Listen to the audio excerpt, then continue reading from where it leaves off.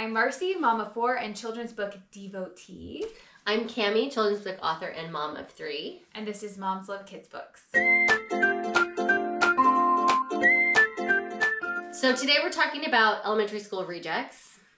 Free bin! We call that the free bin. I don't know, I think every elementary school does this. We're at the end of the school year or sometimes midway through the year. Teachers are getting rid of their stacks of books. And these are the ones that we've had that are winners. Okay, well, I'll start. I, as a preface, don't like stuff.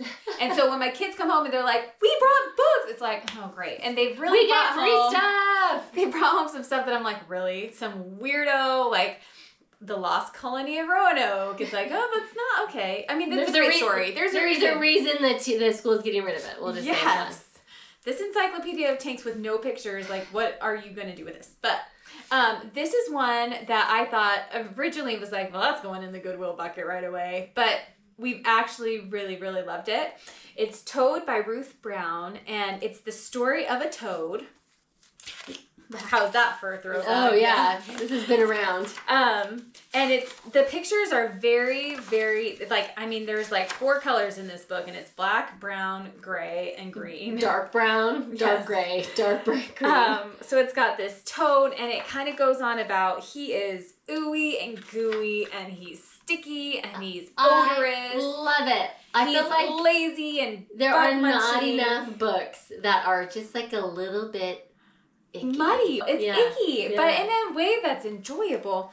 But what's fun is throughout these pages, you don't notice it right at first, and I didn't notice it for a while, but there are just these little background hints of a predator. So here you see a claw, and then are those eyes, and it's going on about this toad who's just nasty, septic, toxic. He's lazy, eating all these bugs. Such good words. And he can't even see, so he wanders straight into the mouth of a monster. He gets eaten. But wouldn't you know that all those things that make him nasty and make him safe, these are survival mechanisms. That monster is like, spits him no right thank out. You, toxic, nasty septic. I don't want this poisonous, nasty toad. And you just love this toad by the end. At first you're like, oh. And self-confident toad. How's that for a twist? Be you. Yeah. Be you and be confident in who you are. Is the lesson, if your child is stinky, it's for their benefit? Oh, I don't know about that. So this was one I was surprised by, and we've read many, many times. I bet you could find this bad boy for 50 cents or free somewhere. So what do you got for us? This is called Karen's Island. It's very dramatic, really pretty. This is by Andrew Clements and illustrated by Mary Beth Owens. And I'm sharing this today in part because it's from Teton Elementary, which is where my sister, her kids go to school. And my sister often will send care packages to my kids. With free books. Elementary school reject. Yes, mostly. And this is, I think, more than anything, I love that she'll pick books. Sometimes they're ones from her shelf. She'll be like, oh, what are your kids into these days? Robots, space, dragons, princesses. We got the whole gamut.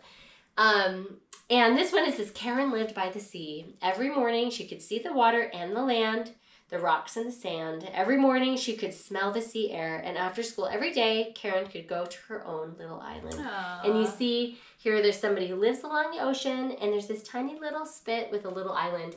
And we live by the ocean, where you can smell the air. And the story is fine. It's a good story. It's not a bad story. The illustrations are very pretty. But even just from page 1, I just love it. I just love it because it feels like home to me. It's nice to have those books that kind of reflect your environment, your experience. And also, I love that my sister got it for free.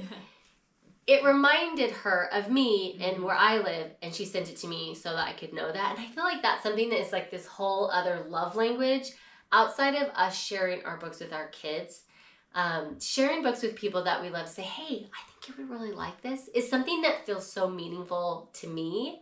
And I don't do it very often. Part of it is because I'm am deep in small kid mode, and my sister is older than that. She is at the age where she's thinning her shelves a little bit more and Right. saying, oh, we really loved this one. And I'll tell you what, she has sent us some real rejects, some ones that you're like, oh, I no thank you, I don't want this, I don't want to read it. And some of those my kids have been obsessed with, and they're like the most annoying books ever. But a lot of times they're really, really great. And the thought is not like, this is a $35 hardback from a boutique indie store, which I can love supporting. I love buying. There's something really great about like a good heavy duty, high quality book. But also there's something really great about a free bin, elementary school reject, that you can still send that message of, I saw this and I thought of you, and I want to share this story with you. Sharing a story with somebody is, I think, its own love language for sure. Absolutely. So check him out. Okay, we got Toad by Ruth Brown and Karen's Island. Find them for free.